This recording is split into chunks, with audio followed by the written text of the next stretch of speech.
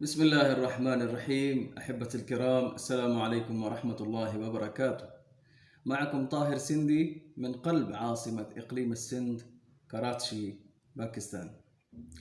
إخوة الكرام، كلامنا اليوم عن مملكة السند والتاريخ العظيم لهذه المملكة. لا أستطيع أن أحصر بلاد السند ولو أنه اليوم إقليم من أقاليم جمهورية باكستان الإسلامية في فيديو واحد. سيكون هذا ظلم مع هذا التاريخ العظيم الشاهق، لأن السند ليس اسم حي تعبر منه ولا تبالي، والسند ليس اسم حارة أو مدينة صغيرة ينتهي مشوارك فيها خلال دقائق أو ساعات. السند اسم حضارة، السند اسم تمدن، السند اسم تاريخ، السند حقيقة لا يستهان بها. حضارة وادي السند حضارة 5 قرون، نعم 5000 سنة. والحضارة التي تذكر مع باقي حضارات العالم، تذكر مع حضارة مصر وحضارة بابليون والحضارة الفارسية بمختلف أدوارها، وتذكر مع حضارة اليونان القديمة وحضارة هربا وغيرها من الحضارات الخالدة عبر العصور. اندثرت كثير من الحضارات، لكن السند باق إن شاء الله إلى يوم القيامة. قسمت الحديث عن تاريخ بلاد السند إلى قسمين، فاليوم سوف نتحدث إن شاء الله باختصار عن تاريخ السند وحضارتها وحكامها وغزوها عبر العصور إلى العصر الذي انتهى فيه حكم الإنجليز. أما القسم الثاني فهو عن السند الموجود اليوم، فسوف نتحدث إن شاء الله عنه في الحلقة الثانية من هذه السلسلة. وهذا الموضوع أيضا كان مقترح من بعض الإخوة المتابعين على اليوتيوب والفيسبوك وصفحة الفيسبوك، وفي الخاص على الواتساب والماسنجر والهاتف وغيرها، فكان لابد أن أستجيب لطلبكم. بارك الله فيكم.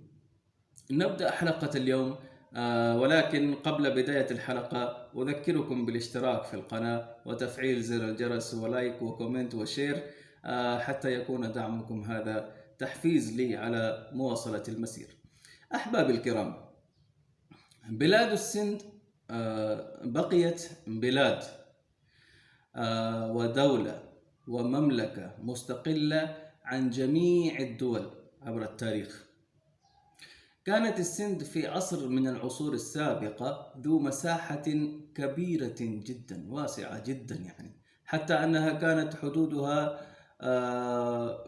حسب بعض الكتب كانت تقريبا تغطي شبه القارة الهندية، وحتى أنها بعد ذلك كانت حدودها مع كشمير، أي جميع أقاليم باكستان الحالية، وكابل أي في أفغانستان الحالية كانت حدودها في كابل، عند كابل في أفغانستان، وكانت حدودها عند كرمان ومكران أي في إيران الحالية. ولكن بسبب الحملات والهجوم والغزو الخارجي والغدر الداخلي أصبحت هذه البلاد تتقلص يوما بعد يوم حتى أصبحت إلى ما هي عليه اليوم.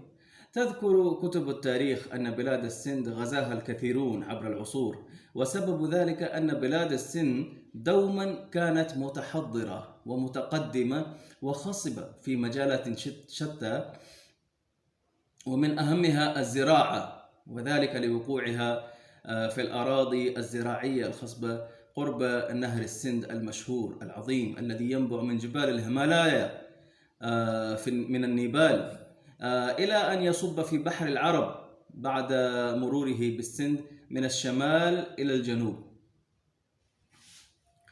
والسبب الآخر للحملات الخارجية والغزو الخارجي هو أن أهل السند، معلش ممكن الشاشة تهتز شوية، نكمل الكلام. لا تؤاخذوني على ذلك لأني لسه مبتدئ برضو على الكاميرات والحاجات هذه. السبب الآخر للحملات الخارجية، أولا قلنا السبب كان الغدر الداخلي والهجوم الخارجي، الغزو الخارجي، لكن كان هناك سبب آخر للحملات الخارجية والغزو الخارجي، هو أن أهل السند دوما كانوا يحبون الأمن والأمان، ويميلون إلى التدين والتصوف، دوما آمنين لا يضرون أحدا ولا يريدون من أحد أن يضرهم. ولكن هيهات، لينظر كل واحد منكم في حاله مثلا، هل يتركك الطماع والحسوديون على حالك؟ طبعا لا. إذن فذلك البلد العظيم الذي ذكره المؤرخون العرب والرحالات العالميون فقد تشخصه القديم والعظيم، وأصبح اليوم إقليم صغير من أقاليم دولة جمهورية باكستان الإسلامية. نذكر حدود مملكة السند مثلا عبر العصور. فحدود مملكة السند في القديم كانت تشمل جميع أو أغلب مناطق شبه القارة الهندية، ثم تقلصت هذه المملكة في العصور الوسطى، فكان يحدها كشمير من الشمال كما ذكر في كتب التاريخ، وفي الجنوب بحر العرب، وفي الشرق راجستان، وفي الغرب كانت حدود السند إلى مكران وكرمان الموجودة في إيران اليوم. ذكر مؤرخ كتاب تشاتشناما أنه في عصر الملك راي سهاسي كانت حدود مملكة السند في الشمال إلى جبال كابل، وفي الجنوب إلى بحر العرب. أحبة الكرام، نأتي الآن إلى التسمية، أي الاسم، اسم هذه المملكة السند. ذكر أنه سميت المملكة بهذا الاسم نسبة إلى ابن حام بن نوح عليه السلام الذي كان اسمه سند. وعلى قول آخر أن كلمة سندو كلمة باللغة السنسكريتية ومعناها النهر العظيم أو البحر. ذكر مؤرخون يونانيون أن تهجي كلمة السند باللغة اليونانية هي سنتس. أما مؤلف كتاب مجمع البلدان المؤرخ العربي الياقوت الحموي ذكر أن السند وهند كانا أخوين، وكان أبناء توقير بن يقطان بن حام بن نوح عليه السلام. أما القول المشهور والمحقق أكثر فهو أن سبب هذه التسمية هو نهر السند العظيم الذي يمر من أراضيه في هذه المملكة. وقد ذكرت معلومات كثيرة عن السند في كتب الهنود والبوذيين والجينيين القديمة. يبدأ العصر التاريخي للسند من عصر المؤرخ اليوناني هيرودوتس الذي يسمى بأبي التاريخ، أبو التاريخ كان اسمه، يسمى هكذا أبو التاريخ، وهو من سنة 450 قبل الميلاد. 450 قبل الميلاد. غزا الإيرانيون في العصر القديم السند وسموها بالهند، وسبب ذلك أن الإيرانيون القدماء كانوا يبدلون حرف السين بحرف الهاء، فكانوا ينطقون لسندو كانوا ينطقون ويقولون هندو، يبدلون السين بالهاء. ونفس هذا الكلام ذكره المؤرخ الهندي المسلم الشيخ السيد سليمان الندوي رحمه الله في كتابه علاقات العرب مع الهند، أو علاقات العرب والهند. بعد ذلك تبدل حرف السين بحرف الألف فبدل سندو، فبدل سندو قالوا إندو، نعم بدلوها بالألف قالوا إندو. وبعد ذلك تغير أيضا إلى إندوس وإنديكا وإندس، وبعد ذلك إلى إنديا. وأصل معنى سندستان أو هندستان هو الشعب المقيم على ضفاف نهر السند العظيم، أو بيت أو منطقة أو بلاد السنود. علم الإيرانيون عن السند من الآريين، وبعدهم اليونانيون، وبعدهم العرب أيضا. وقد ذكر تاريخ السند بالتفصيل البلاذري في كتابه فتوح البلدان واليعقوبي في تاريخه، والإمام الطبري رحمه الله أيضا في تاريخه، والدينوري في أخبار الطوال، وابن النديم في الفهرست، والبيروني أيضا ذكره في كتاب الهند. أحبة الكرام، نأتي الآن إلى أسماء بعض مدن السند القديمة. نعم، بعض مدن السند القديمة. الثقافة السندية أو التهذيب السندي والتاريخ السندي يرجع إلى 3500 سنة، من 3500 إلى 2500 سنة قبل المسيح حسب أقوال المؤرخين. فإن تاريخ موهنجو دارو هذه إن شاء الله سوف نعمل لها حلقة جديدة أيضا إن شاء الله، وفيديو سوف نذهب هناك إلى الآثار القديمة إن شاء الله. كما ذكرت في البداية، فإن تاريخ السند لا يمكن أن يغطيه الإنسان في فيديو واحد. موهنجو دارو هذا موجود حاليا في مديرية لاراكانا اليوم، يرجع إلى 3600 سنة قبل المسيح. نعم أحبة الكرام، ف3600 سنة قبل المسيح، والآن نحن في 2020 سنة بعد المسيح. كم أصبحت؟ تقريبا 5700 سنة.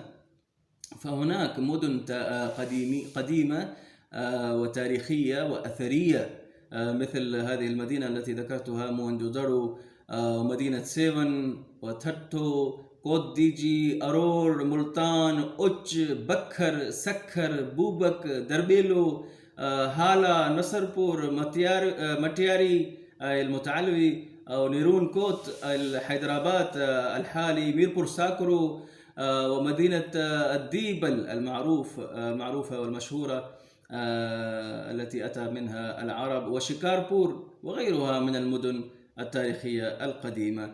إن شاء الله سوف نرجع إليها في حلقات أخرى. نأتي الآن إلى بعض أقدم القبائل المعروفة السندية التي كانت تقطن في مملكة السند، منهم سنتال وبهيل ومندلوك وكولي ومينغوار، أود، موهانا، وقبائل أخرى أيضا من سلالة الدراور. رحل أكثر هذه القبائل إلى شمال الهند بعد الغزوات على بلاد السند، علمت هذه الأخبار من بعض التحقيق في موهنجو دارو وسيفن، وهذه الشواهد حصلها المحققون سنة 1923 للميلاد، أي في حكم الإنجليز. من أين جاءت هذه القبائل؟ قبائل الدراور. وحكام السند من كانوا يعني عبر العصور؟ وما هو العصر الحجري هذا الذي يقال عنه العصر الحجري؟ هناك روايتان.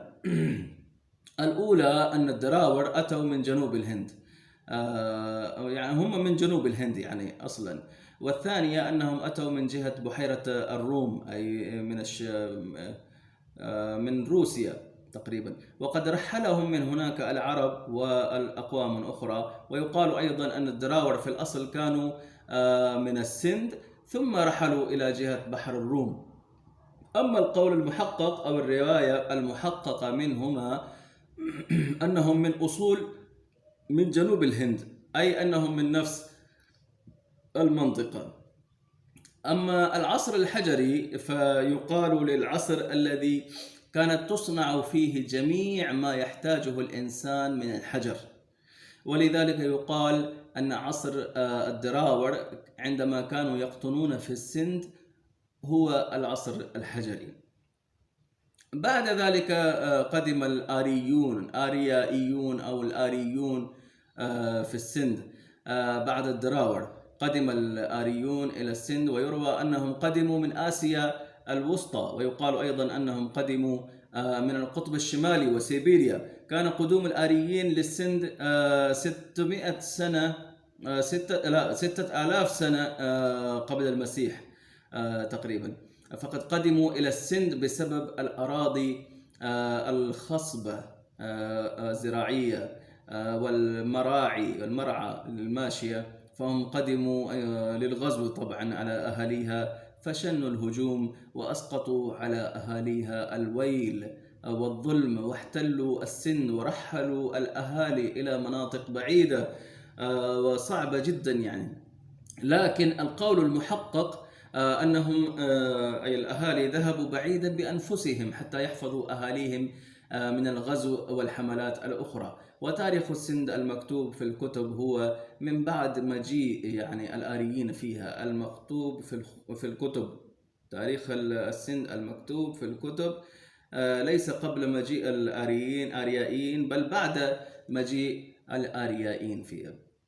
بعد هذا جاء الإيرانيون أيضا. يعني يذكر في كتب التاريخ أن الحاكم الإيراني دار أعظم كان أول من رأى إلى السند بنظرة العدو المحتل، فقد شن هجوما على السند سنة 327 قبل المسيح قبل الغزو. لكن قبل الغزو يعني أرسل شخصا اسمه سكايلكس حتى يلقي نظرة على المنطقة ويعطيه الإحصائيات.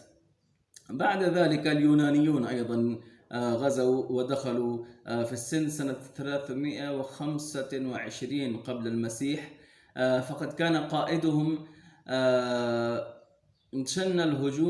الذي شن الهجوم على السند هو الإسكندر الأعظم أو الإسكندر العظيم بنفسه. فقد دخل السند بعد عبوره نهر السند من جهة البنجاب، وكان حاكم السند لمنطقة البنجاب وقتها هو الراجا بورس، وحاكم ألور أو أورور هو سكياس، وكان حاكم السيوستان أو السيون في وقته هو كان سابس. نعم. أكبر قتال للإسكندر الأعظم كان مع راجا بورس، فمكث سنتين في السند وبعدها ذهب إلى اليونان عبر الطريق البري، لكنه لم يصل إلى اليونان كما هو معروف، بل مات وهو في الطريق في بابل في العراق.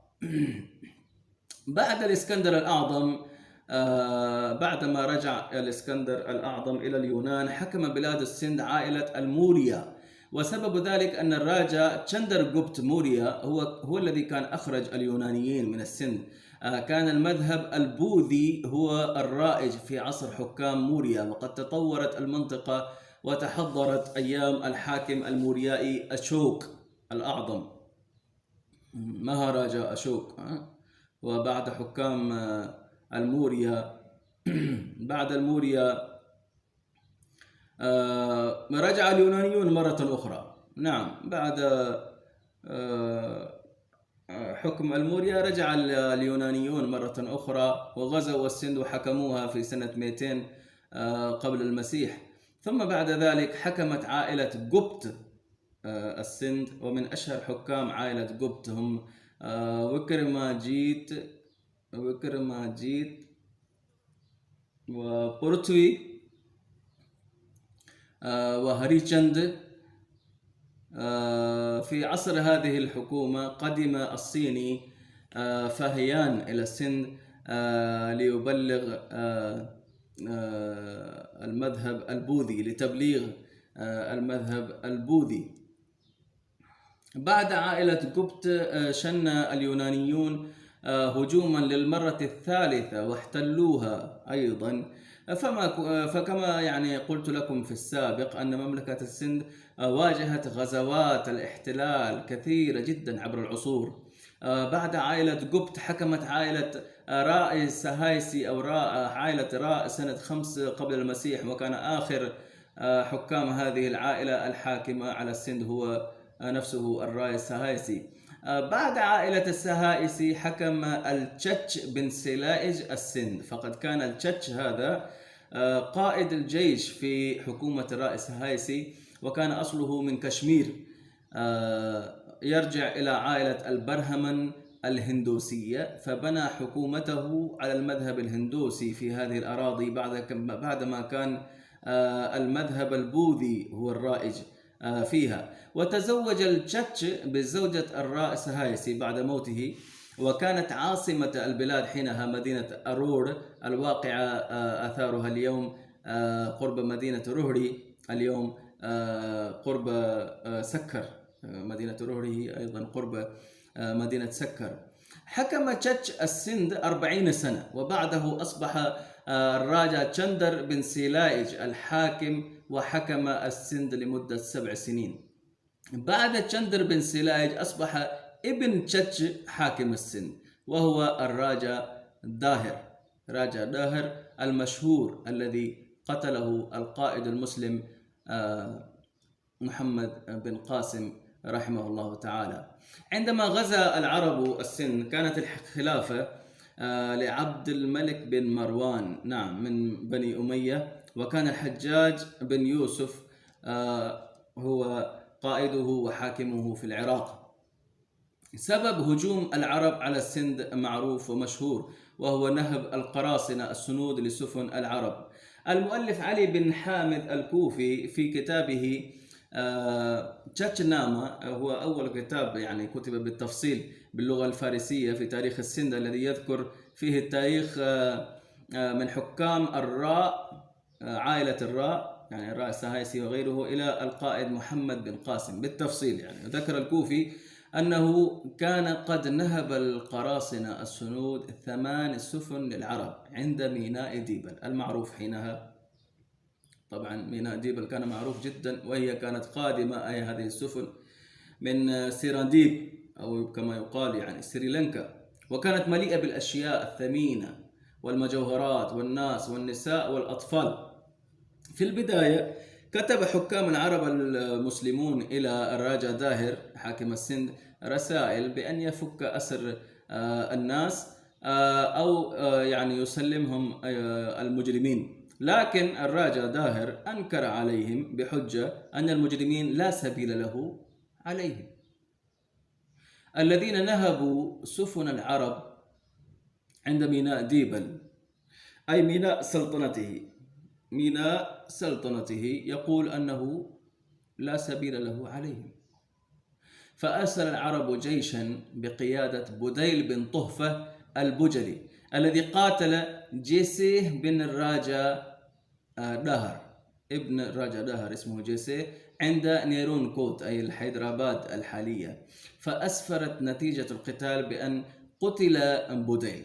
فأرسل الحجاج بعده جيشا عظيما من 15,000 مقاتل بقيادة القائد محمد بن قاسم، الذي شن الهجوم سنة 93 للهجرة الموافق لسنة 712 للميلاد.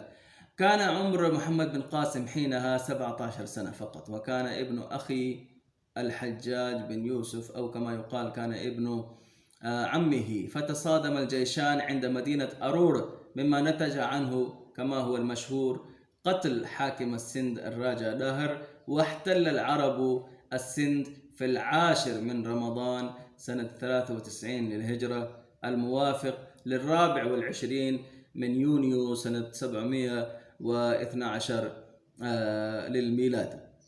بعد أرور فتح محمد بن قاسم باقي مدن السند إلى أن وصل إلى ملتان. دام حكم العرب على السند حوالي 125 سنة، فكانت عاصمة البلاد مرة أرور، ومرة منصورة، ومرة تتا. وكان حكم بني أمية على السند حوالي 40 سنة، من سنة 93 إلى سنة 133 للهجرة. بعدما انتهى حكم بنو أمية، قسم حكام العرب السند إلى قطع صغيرة وحكموا عليها. الذي حصل أنه ألقي القبض على محمد بن قاسم من جهة الخليفة الأموي في سنة 94، نعم، في شهر جماد الثاني سنة 94 للهجرة. بعد العرب حكم الهباريون السند، فقد أسس عمر الهباري أول دولة له في السند، وحكموا السند حوالي 150 سنة. بعد الهباريين حكم القرامطة الإسماعيليون السند، فكانت المنصورة عاصمة البلاد تقريبا حكموها 141 سنة. وبعد القرامطة الإسماعيليين طيب شوي ايوه بعد القرامطة الإسماعيليين حكمت قبيلة سومرة البلاد، وجعلوا ملتان عاصمة البلاد سنة 950 تقريبا للميلاد. كان الحاكم دودو سومرو مشهورا جدا من حكام السومرة، فقد بدأ حكم السومرة للبلاد من سنة 441 للهجرة، وكان اسم أول حاكم لهذه العائلة ومؤسس هذه الدولة أيضا هو سومرو، والحاكم الأخير لهذه الدولة في السند كان الحاكم همير سومرو. فحكموا حوالي 402 سنة 402 سنة نعم، إلى سنة 843 للهجرة. وكان مجموع حكام عائلة السومرة على السند 21 حاكما. ويروى أن القصة العشقية المعروفة والمشهورة بعمر ماري، هذه القصة أيضا إن شاء الله سوف نرجع لها يوم من الأيام ونعمل لها فيديو خاص. في أيام كانت هذه القصة العشقية أيضا في أيام السومرة، في أيام حكام السومرة، يمكن إن شاء الله نرجع لها هذه الحلقة القصة إذا أراد الله تعالى. في أيام السومرة كما هو الحال مع السند، غزا السند كثيرون منهم السلطان محمود الغزنوي والسلطان شهاب الدين الغوري وعلاء الدين الخلجي الذي استشهد في المعركة معه حاكم السند البطل دودو سومرو. وكذلك غزا السند في أيام السومرة وزير نظام الملك واسمه السلطان شمس الدين التمش. بعد السومرة حكمت، معلش المقطع هذا على ما أظن سيصبح، أو الفيديو هذا سيصبح طويل نوعا ما لأنه على التاريخ السند، وكما قلت لكم لا يمكن أن ينحصر في فيديو واحد، لكن سنحاول أن نخلصه بسرعة إن شاء الله. كنا في حكام بعد السومرة. نعم، بعد السومرة حكمت عائلة سما السند، وكان جام أنر بن بابين هو المؤسس هذه الحكومة. ومن أشهر حكام السما هم جام بابينو وجام نظام الدين وجام تماشي. نعم، وفي عصر السما أيضا غزيت البلاد كما هو المعروف مع السند، فقد أخبرتكم مرارا أن كثيرون غزوا السند. في عصر السما غزا السلطان علاء الدين الخلجي الذي أخذ حاكم السند جام تماشي أسيرا معه إلى الهند إلى دهلي، وغزاها أيضا الحاكم الهندي محمد شاه تغلق وفيروز شاه تغلق والميرزا شاه بيغ أرغون حاكم قندهار. لكن قائد الجيش الجنرال دولة دريا خان كان له بالمرصاد فجعله يفر إلى من حيث أتى. أيضا في أيام سبا قدم الرحالة المغربي ابن بطوطة السند، وذلك سنة 1434 تقريبا للميلاد. بعد حكومة السما أصبح الأرغون حكام السند، وفي أيام الأرغون غزا همايون السند، وبعد الأرغون حكم ترخانيون السند، وكان مؤسسهم الميرزا عيسى ترخان الأرغون. والترخانيون جعلوا مدينة تتا عاصمة البلاد، وكانت الفارسية هي اللغة الرسمية للبلاد. في سنة لا أذكر السنة، لكن بعده بقليل أشن الميرزا عبد الرحيم خانان أيضا هجوما على السند الذي كان قائد جيش ملك الهند الملك أكبر المعروف أكبر بادشاه. وبعد ذلك وهب الشاه جهان ابنه أورنغزيب السند، وهبه هكذا كأنها يعني في طبق حلوى، وهبه هكذا لابنه أورنغزيب. كان أيضا في مجلس الملك أكبر عالمين من كبار علماء السند، وهما أبو الفضل وملا فيزي، اللذين كان ينتميان إلى السند من مدينة سيمر. بعد الترخان حكم الملوك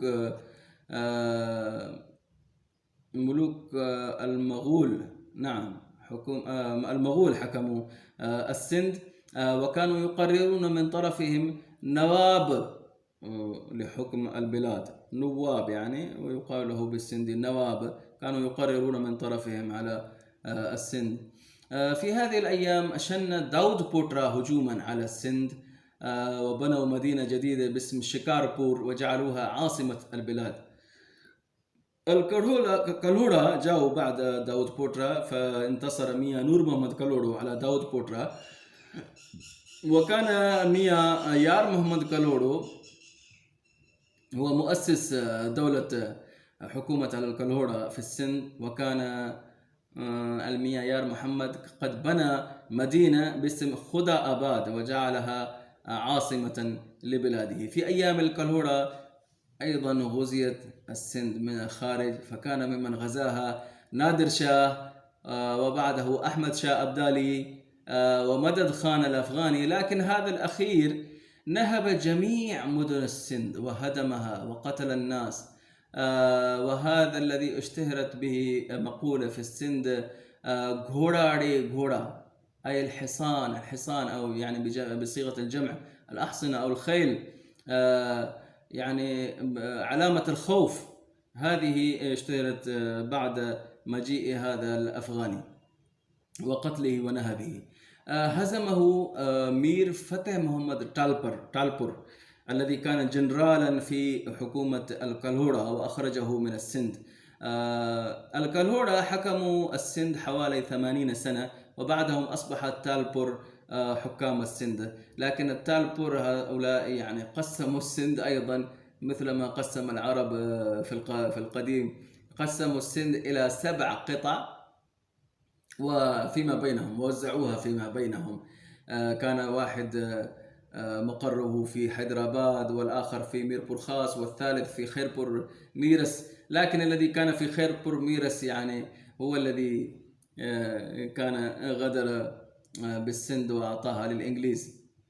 أيام التالبور أيضا غزيت السند من الخارج، فغزاها الحاكم القندهاري شاه شجاع الملك راجا رنجيت سينغ، أيضا غزاها، مما أخاف التالبور وجعلهم يوقعون عقدا مع الإنجليز الذين كانوا قد قووا أنفسهم في المنطقة وثبتوا أنفسهم في المنطقة من قبل، من جهة الحدود الساحلية للسند والهند، بأن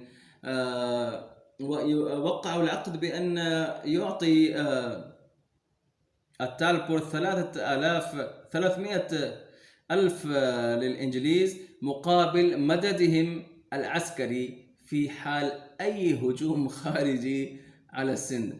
وهل يريد الإنجليز شيئا غير هذا أكثر من هذا؟ فقد قدم إليهم التالبور بلاد السند في طبق من ذهب أمامهم ليتناولوه. حسب العقد أجاز التالبور للإنجليز بأن يسافروا في الأراضي السندية، لكن الإنجليز كما هو معروف عنهم نقضوا العهد حسب عادتهم في حرب أفغانستان، وفتحوا السند بقيادة الجنرال تشارلز نيبير في عام 1843 للميلاد، الذي كان معه 3000 جندي فقط، والتالبور كان معهم 22,000 جندي. بعد حروب عدة طبعا مع السنود، كان من أشهرها حرب مياني الذي يقال عنها باللغة السندية مياني واري جنگي، وأيضا حرب دبي واري جنگي الذي قاتل فيه الجنرال البطل هوش محمد شيدي الإنجليز، لكن سهل فتح السند للإنجليز كما قلت لكم سابقا غدر داخلي من أمير تالبوري، وهو مير علي مراد خان تالبور حاكم خيرپور ميرس. فكان حكم التالبور للسند حوالي 60 سنة. بعد ذلك فتحها الإنجليز. جاء عصر أو وقت يعني ألحقت السند فيه مع بومباي، كمديرية أو كمحافظة وهكذا. يعني بلاد السند بالكامل يلحق ببومبي. أين السند وأين بومبي؟ لكن استقلت عنه مرة أخرى وأخذت مكانتها المستقلة سنة 1936، يعني بعد وقت كبير. يعني حكم الإنجليز السند 104 سنة تقريبا، والاستقلال من الإنجليز معروف. بعد النضال والصحوة تحررت المنطقة من أيدي المحتلين الإنجليز ناقضي العهود كما هو معروف عنهم، فلم يوفوا بعهدهم مع أحد. لكن السند بعد ذلك لم يستطع المحافظة على مكانته كبلد حر مستقل كما كان من قبل، بل ألحق مع عدة دويلات أخرى ليصبح بلد جديد على وجه الأرض، بلد لمسلمي هذه المنطقة اسمه جمهورية باكستان الإسلامية في 14 من أغسطس سنة 1947 للميلاد. أحبة الكرام، إلى هنا انتهت حلقتنا اليوم، أتمنى أن تنال إعجابكم. وكانت هذه الحلقة عن مملكة السند قديما، لكن هذه الحلقة لها بقية إن شاء الله، وهي عن إقليم السند الحالي اليوم الموجود حاليا، ستأتي قريبا إن شاء الله. وفي الأخير أذكركم مرة أخرى بأن تشتركوا في القناة وتفعلوا زر الجرس وتعملوا لايك وشير وكومنت حتى يكون لي تحفيز على مواصلة المسير وتقديم المزيد من الحلقات المفيدة إن شاء الله وشيقة جيت لكم إن شاء الله. نلتقي بكم مرة أخرى في حلقة جديدة. أستودعكم الله، والسلام عليكم ورحمة الله وبركاته. كان معكم طاهر سندي من قلب عاصمة إقليم السند، كراتشي، باكستان.